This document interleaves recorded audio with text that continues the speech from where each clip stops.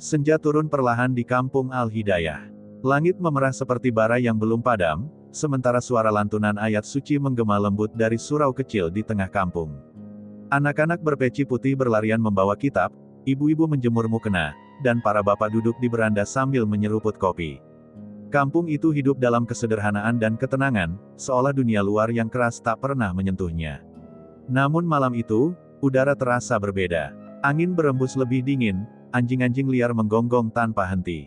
Dari kejauhan, terdengar suara knalpot motor yang meraung kasar, memecah harmoni yang selama ini tak terusik. Suara itu mendekat, seperti guntur yang menyeret ancaman. 3 motor besar berhenti tepat di depan gerbang pesantren. Lampu sorotnya menyilaukan, memantul di dinding tua bercat hijau. Para santri yang sedang menyapu halaman terdiam. Dari salah satu motor turun seorang pria bertubuh besar, mengenakan jaket kulit lusuh dan helm hitam pekat yang tak dibukanya. Dialah yang disebut orang-orang kota sebagai Darto Helm. Ia melangkah pelan, sepatu bootsnya menghentak tanah dengan ritme mengintimidasi. Tak sepatah kata pun keluar dari mulutnya, namun kehadirannya sudah cukup membuat dada para santri terasa sesak. Anak buahnya tertawa kecil, memandang sekeliling dengan tatapan meremehkan. Kiai Hashim keluar dari dalam pesantren dengan langkah tenang. Sorot matanya teduh, namun tegas. "Ada yang bisa kami bantu, Nak?" tanyanya lembut. Suara itu seperti air yang mencoba meredam api, tapi api yang berdiri di hadapannya bukan api biasa. Darto mendekat, menundukkan kepala sedikit, cukup untuk memperlihatkan visor helmnya yang gelap mengkilap. "Kami hanya ingin memastikan kampung ini aman," ucapnya datar. "Dan keamanan, ada harganya." Anak buahnya mulai menyebut angka yang tak masuk akal bagi kampung sederhana itu. Beberapa warga yang mendengar mulai berkumpul dari kejauhan. Wajah mereka dipenuhi cemas. Bu Salmah menggenggam erat tangan anaknya. Seorang santri kecil berbisik lirih, "Kiai, siapa mereka?" Namun Kiai Hashim tetap berdiri tegak. "Kami tak butuh penjagaan selain dari Allah," jawabnya tenang. Suasana menegang seperti tali yang siap putus. Darto terdiam beberapa detik, lalu tertawa pendek dari balik helmnya. "Baik, kita lihat saja nanti." Ia berbalik, menyalakan motornya dengan suara yang meraung lebih keras dari sebelumnya. Saat konvoi itu pergi meninggalkan debu dan bau bensin, semua orang tahu, malam itu bukan akhir dari gangguan. Itu baru permulaan dari bayangan panjang yang akan menggantung di atas kampung Al-Hidayah. Pagi di kampung Al-Hidayah terasa ganjil. Matahari bersinar seperti biasa, tapi obrolan warga tak lagi ringan. Semua masih teringat deru motor semalam. Beberapa bapak berkumpul di depan warung Bu Salmah, membahas kedatangan Darto Helm dengan suara pelan, seolah takut angin pun bisa menyampaikan kabar pada sang preman. Menjelang siang, suara yang sama kembali terdengar. Kali ini lebih cepat, lebih agresif. Motor-motor itu berhenti bukan di gerbang pesantren, melainkan tepat di depan warung Bu Salmah. Tanpa banyak bicara, anak buah Darto menendang rak minuman hingga roboh. Botol-botol pecah berserakan. Bu Salmah menjerit, mencoba menghalangi, tapi tubuhnya didorong kasar hingga terjatuh. Darto berdiri di sana, tetap dengan helm hitamnya. Diam, mengawasi, seolah kerusakan itu hanya tontonan biasa. "Ini peringatan," ucap salah satu anak buahnya lantang. "Besok kalau belum bayar, bukan cuma warung yang hancur." Beberapa santri yang kebetulan lewat menyaksikan semuanya. Salah satunya adalah Fikri. Wajahnya tetap tenang, tapi rahangnya mengeras. Tangannya mengepal kuat sampai buku-bukunya jatuh ke tanah. Ia menatap Darto lama sekali, tatapan yang bukan sekadar marah, tapi seperti mengenali sesuatu. Dari balik helm itu, warga hanya bisa membantu Bu Salmah membereskan pecahan kaca setelah para preman pergi. Tak ada yang berani melawan. Rasa takut menjalar cepat seperti racun. Bisik-bisik mulai terdengar, "Mungkin kita harus bayar saja, demi keamanan." Keteguhan kampung yang semalam terasa kokoh kini mulai retak. Di pesantren, para santri berkumpul dengan emosi yang membara.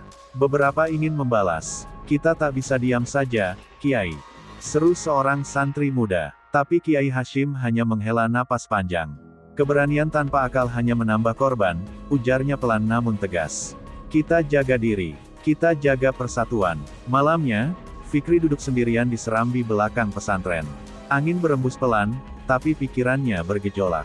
Ia mengingat masa kecilnya di panti, seorang anak keras kepala yang selalu melindungi teman-temannya dengan cara kasar. Nama itu terlintas jelas di benaknya, Darto. Hanya saja dulu, tak ada helm hitam yang menyembunyikan wajahnya. Fikri berdiri perlahan, menatap langit yang gelap. Kalau memang itu kamu, gumamnya lirih. Di kejauhan, suara motor terdengar lagi, melintas seperti bayangan yang tak ingin pergi. Kampung Al-Hidayah baru saja menerima tamparan pertama, dan semua orang tahu, tamparan berikutnya akan lebih menyakitkan. Malam setelah perusakan warung Bu Salmah terasa lebih sunyi dari biasanya. Tak ada anak-anak bermain di halaman, tak ada tawa ringan selepas mengaji. Kampung Al-Hidayah seperti menahan napas. Di dalam kamar kecilnya, Fikri duduk bersandar pada dinding, menatap kosong pada kitab yang terbuka tapi tak terbaca. Bayangan helm hitam itu terus menghantuinya. Ia tahu suara itu, cara berdiri itu, bahkan cara diamnya. Darto bukan sekadar preman yang datang mencari uang. Ia adalah potongan masa lalu yang tak pernah benar-benar terkubur. Dulu, di panti asuhan kecil pinggir kota, Darto adalah anak yang selalu melawan dunia dengan kepalan tangan. Fikri masih ingat bagaimana bocah itu berdiri paling depan saat mereka dirundung anak-anak yang lebih besar. Darto kecil tak pernah takut, tapi ia juga tak pernah benar-benar tersenyum. Wajahnya keras sejak dini, seolah hidup telah lebih dulu menamparnya berkali-kali. Ketika kebakaran melanda panti belasan tahun lalu, banyak yang kehilangan segalanya. Termasuk Darto. Sejak malam itu, ia menghilang tanpa kabar. Fikri memejamkan mata, mengingat api yang melahap bangunan kayu, jeritan anak-anak, dan seorang bocah yang wajahnya tersambar kobaran panas saat mencoba menyelamatkan yang lain. Bekas luka itu, pasti masih ada. Dan helm hitam itu, mungkin bukan sekadar gaya, tapi tameng untuk menyembunyikan rasa malu dan dendam. Sementara itu, di sebuah gudang kosong di pinggir kota, Darto duduk sendirian di atas motor besarnya. Anak buahnya tertawa dan minum di sudut ruangan, tapi ia tetap diam. Tangannya perlahan menyentuh sisi helmnya, seolah memastikan benda itu masih melindunginya. Di dalam kepalanya, suara masa kecilnya sendiri bergaung, teriakan, api, dan janji bahwa ia tak akan pernah lemah lagi. Besok kita tekan lebih keras, ujar salah satu anak buahnya, Jalu, dengan nada penuh ambisi. Kalau pesantren itu tak bayar, kita bikin mereka menyesal. Darto tak langsung menjawab. Tatapannya kosong di balik visor gelap. Ada sesuatu yang mengusik pikirannya sejak ia melihat santri pendiam tadi siang. Di pesantren, Fikri akhirnya berdiri dan melangkah menuju halaman. Beberapa santri senior sudah berkumpul diam-diam. Kita tak boleh gegabah, ucap Fikri pelan. Tapi kita juga tak boleh lengah. Sorot matanya berubah, bukan lagi sekadar santri yang patuh, melainkan seseorang yang pernah mengenal kerasnya jalanan. Langit malam terasa berat, seakan menggantungkan rahasia yang belum terucap. Dua anak panti yang dulu berdiri berdampingan kini berada di sisi berlawanan. Luka lama yang belum sembuh mulai terbuka kembali. Dan Kampung Al-Hidayah perlahan menjadi panggung tempat masa lalu dan dendam akan saling berhadapan. Subuh di Kampung Al-Hidayah datang tanpa cahaya. Saat azan hendak berkumandang, listrik tiba-tiba padam. Gelap menelan rumah-rumah, hanya menyisakan suara ayam dan bisikan cemas warga yang terbangun mendadak. Beberapa santri berlari keluar asrama, mencoba memastikan apa yang terjadi. Di kejauhan, samar-samar terdengar suara motor melintas pelan, seperti bayangan yang sengaja ingin didengar. Pagi harinya, kabel listrik ditemukan terpotong di beberapa titik. Bukan kecelakaan, itu pesan. Warga mulai gelisah. Anak-anak tak berani pergi sendiri ke madrasah. Warung yang kemarin dirusak kini sepi pembeli. Kampung yang dulu penuh suara kini terasa seperti menunggu sesuatu yang buruk. Siang menjelang, pesan suara beredar di ponsel para warga. Suara berat dan dingin mengingatkan mereka tentang biaya keamanan yang belum dibayar. Tak ada nama disebut, tapi semua tahu siapa pengirimnya. Nada itu tak berteriak, justru tenang, dan itulah yang membuatnya lebih mengancam. Di balai kecil dekat pesantren, para bapak kampung berkumpul. Perdebatan pecah. Kita tak punya pilihan, kata salah satu dari mereka dengan wajah pucat. Kalau terus begini, usaha kita habis. Yang lain menggeleng keras. Kalau kita menyerah sekarang, selamanya kita diinjak. Suasana memanas, persatuan mulai retak oleh rasa takut. Kiai Hashim duduk diam mendengarkan. Wajahnya tetap teduh, tapi sorot matanya tajam membaca kegelisahan warganya. Ketakutan adalah pintu pertama yang mereka dobrak, ujarnya pelan. Kalau pintu itu kita buka sendiri, mereka tak perlu lagi memaksa.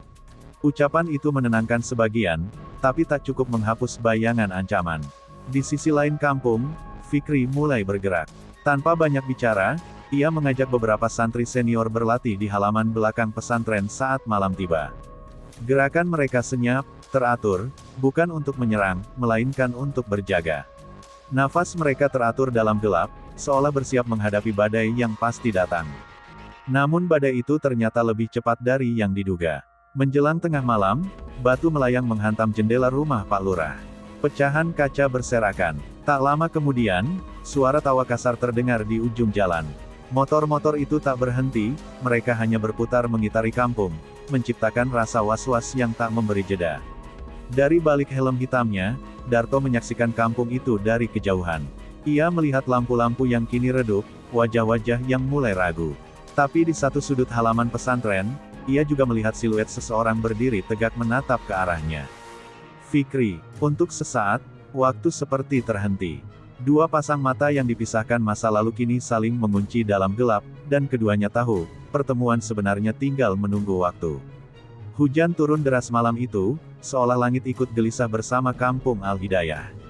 Angin menggoyang pepohonan, membuat bayangan mereka menari liar di dinding pesantren. Para santri belum sepenuhnya terlelap, firasat buruk membuat sebagian tetap terjaga. Fikri berdiri di serambi, menatap jalanan gelap yang hanya diterangi kilatan petir. Lalu suara itu datang, lebih keras dari sebelumnya. Deru motor meraung menembus hujan, mendekat tanpa ragu. Kali ini mereka tidak hanya berputar-putar. Motor-motor itu langsung menerobos gerbang pesantren, menghantamnya hingga roboh. Kayu tua patah dengan suara mengerikan. Anak buah Darto turun dengan wajah beringas. Beberapa membawa kayu dan rantai. Mereka menendang pintu asrama, berteriak memprovokasi. Santri-santri muda panik, sebagian melindungi adik kelasnya, sebagian lain berdiri gemetar menahan takut. Hujan bercampur dengan teriakan dan dentingan logam yang dipukulkan ke pagar. Darto berjalan masuk paling akhir.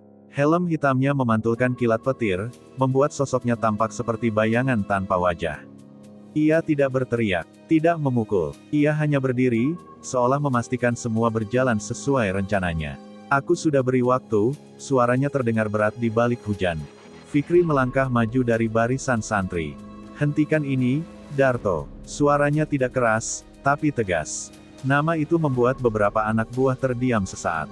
Darto berhenti melangkah. Untuk pertama kalinya sejak datang, kepalanya sedikit terangkat, menatap lurus pada Fikri. Masih ingat aku, lanjut Fikri, hujan membasahi wajahnya. Kilatan petir menerangi mereka berdua, seolah langit ingin membuka masa lalu yang terkubur. Anak buah Darto saling pandang, tak mengerti apa yang sedang terjadi. Beberapa detik terasa seperti menit yang panjang. Darto mendekat perlahan, hanya berjarak satu langkah dari Fikri. Aku tak punya masa lalu, jawabnya dingin. Namun nada suaranya tak sekeras biasanya. Ada getar kecil yang tak berhasil ia sembunyikan. Tiba-tiba salah satu anak buah menyerang lebih dulu, memukul santri yang berdiri di belakang. Keributan pecah. Fikri refleks menangkis dan melindungi adik kelasnya. Bentrokan tak terhindarkan di tengah hujan deras. Di antara kekacauan itu, Darto dan Fikri berdiri saling berhadapan, dua jalan hidup yang dulu sejajar, kini bertabrakan dalam malam paling gelap di kampung Al-Hidayah. Hujan semakin deras, seperti ingin menenggelamkan teriakan yang pecah di halaman pesantren. Santri dan anak buah Darto saling dorong, kayu dan rantai beradu dengan suara nyaring. Namun di tengah kekacauan itu, ada ruang kosong yang tercipta secara alami, lingkaran tak kasat mata tempat Darto dan Fikri berdiri saling berhadapan. Fikri mengambil langkah pertama. Gerakannya cepat namun terukur, bukan liar. Darto menangkis dengan keras, tenaga mereka bertemu dengan dentuman yang terdengar bahkan di tengah hujan. Setiap pukulan bukan hanya soal kekuatan, tapi juga kemarahan yang tertahan bertahun-tahun. Kau lari malam itu, teriak Fikri di sela serangan. Kami mencarimu di antara api. Darto mendorongnya menjauh.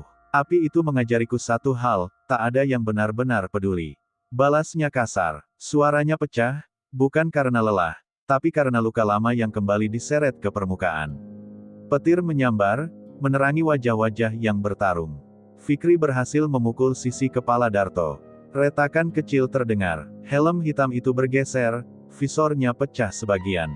Anak buah Darto terdiam sesaat melihat simbol ketakutan mereka mulai rusak. Darto mengaum marah, menyerang lebih brutal. Ia menjatuhkan Fikri ke tanah yang becek, lututnya menekan dada lawannya. "Aku tak butuh kenangan," bentaknya. Namun tangannya bergetar. Hujan menetes dari helm yang kini tak lagi utuh. Dengan sisa tenaga, Fikri memutar tubuh dan mendorong Darto menjauh. Ia berdiri lagi, napas terengah. "Kau bukan dilahirkan untuk jadi seperti ini," katanya pelan, hampir tenggelam oleh suara hujan. "Kau dulu yang paling berani melindungi kami." Keheningan sesaat terjadi, aneh dan tajam. Darto terdiam. Perlahan, retakan di helmnya melebar. Fikri melangkah dan, dalam satu gerakan cepat, menghantam tepat di titik yang sudah rapuh. Helm itu terlepas dan jatuh ke tanah berlumpur.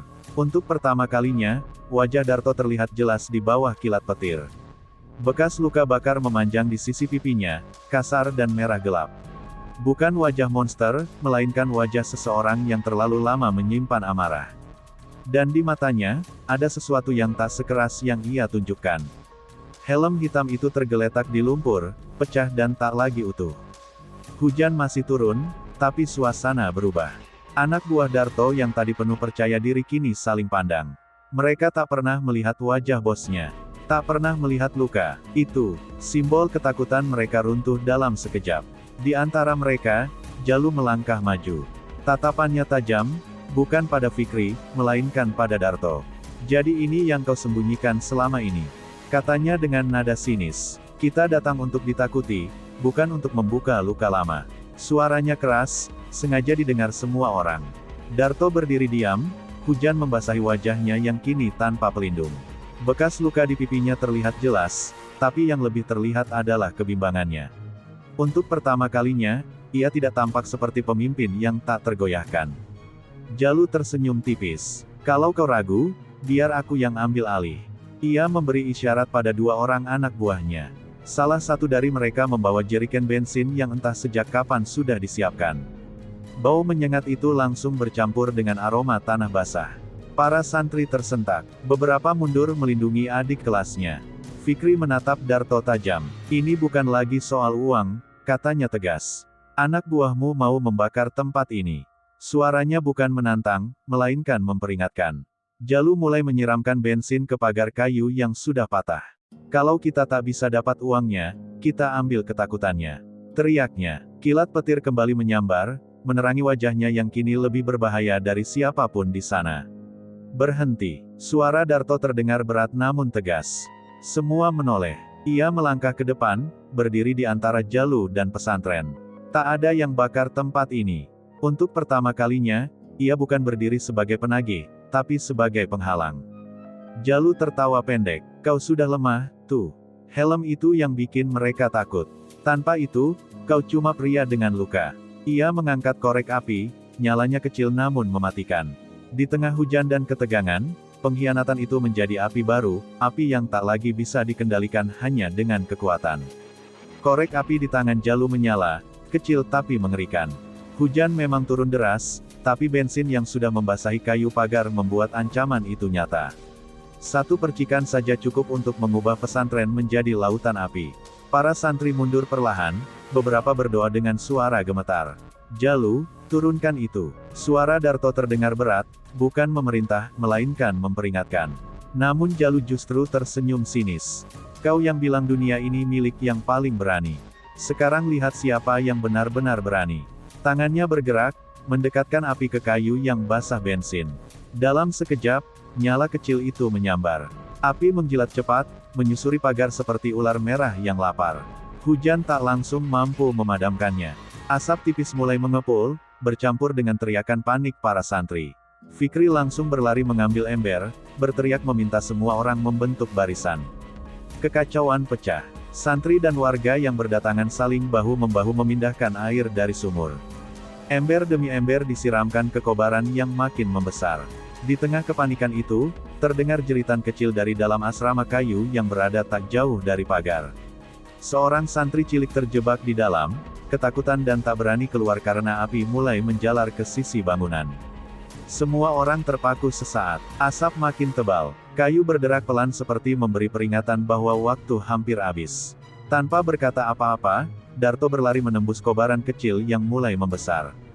Hujan membasahi tubuhnya, tapi panas api tetap menyengat kulitnya. Fikri sempat mencoba menahannya, namun Darto sudah lebih dulu masuk. Beberapa detik terasa seperti selamanya.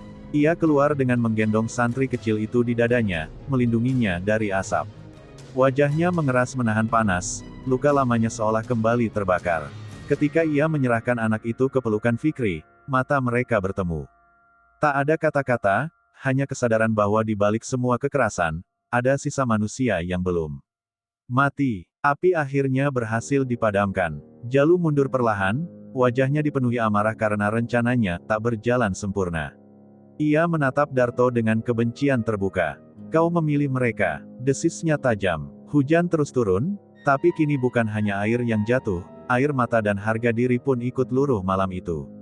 Semua yang dipendam akhirnya meledak. Hujan belum juga reda ketika Jalu melangkah mundur beberapa langkah, matanya menyala oleh amarah yang tak terkendali. Api memang sudah padam, tapi bara dendam di dadanya justru membesar. Anak buah yang tersisa kini terpecah, sebagian ragu, sebagian masih berdiri di belakang Jalu, menunggu siapa yang akan benar-benar memimpin malam itu. Kalau kau tak sanggup lagi jadi raja jalanan, Darto, minggir, desis Jalu, suaranya tajam menembus suara hujan. Ia mencabut rantai besi dari pinggangnya, memutarnya perlahan hingga terdengar bunyi berderak yang menggetarkan. Wilayah ini butuh tangan besi, bukan hati lembek. Darto berdiri tegak, napasnya berat, wajahnya tanpa helm kini sepenuhnya terbuka di bawah kilat petir. Kita datang untuk menekan, bukan menghancurkan, ucapnya rendah. Kau sudah melewati batas. Suaranya tak lagi ragu. Ada keputusan di sana. Tanpa aba-aba, Jalu menyerang. Rantai besi melesat cepat, menghantam bahu Darto hingga ia terhuyung. Santri-santri menahan napas. Fikri bergerak hendak membantu, tapi Kiai Hashim mengangkat tangan pelan, memberi isyarat untuk menunggu. Ini bukan lagi soal pesantren, ini pertarungan kepemimpinan yang harus diselesaikan dari dalam. Jalu menyerang bertubi-tubi, brutal dan tanpa ampun. Namun Darto tak lagi bertahan seperti orang yang ragu. Ia menahan satu ayunan rantai dengan lengannya, menahan sakit, lalu menghantamkan siku ke tubuh Jalu. Keduanya terjatuh di tanah becek, berguling dalam lumpur dan hujan, memukul dengan tenaga yang tersisa. Kaulah yang lemah, teriak Jalu, mencoba bangkit. Dunia tak pernah memberi kita belas kasihan. Darto berdiri lebih dulu, darah tipis mengalir dari pelipisnya bercampur air hujan. Justru karena itu, kita tak perlu jadi monster, balasnya keras. Dengan satu gerakan cepat, Darto merebut rantai dari tangan Jalu dan melemparkannya jauh. Ia menjatuhkan Jalu dengan pukulan terakhir yang membuat pria itu terkapar tak berdaya di lumpur. Hujan perlahan melemah, seolah alam sendiri ikut meredakan amarah malam itu. Di kejauhan, suara sirene mulai terdengar mendekat. Seseorang telah melapor. Anak buah yang tersisa memilih melarikan diri. Jalu hanya bisa terbaring, menatap Darto dengan kebencian yang kini tak lagi berdaya. Darto berdiri diam, dadanya naik turun, sadar bahwa setelah malam ini, tak ada lagi jalan kembali ke kehidupan lamanya.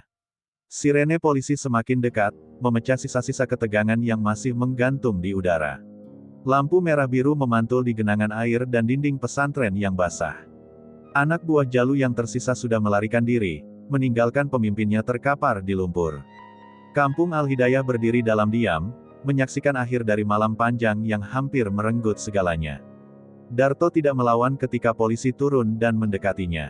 Ia berdiri tegak, wajahnya yang penuh luka kini terlihat jelas tanpa perlindungan.